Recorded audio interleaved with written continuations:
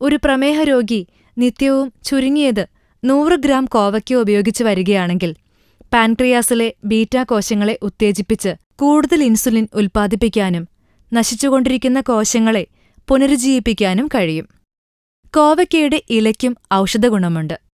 കോവയ്ക്കയുടെ ഇല വേവിച്ച് ഉണക്കി പൊടിയാക്കി സൂക്ഷിക്കുക.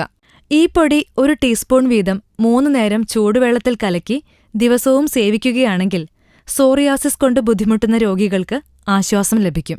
വയറിളക്കത്തിന് കോവയിലയുടെ നീര് ഒരു ഔഷധമായി ഉപയോഗിക്കാം.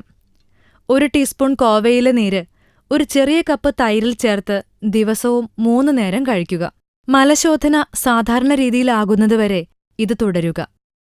കോവയ്ക്ക കൊണ്ട് സ്വാദിഷ്ടമായ സലാഡും തോരനും ഉണ്ടാക്കാം.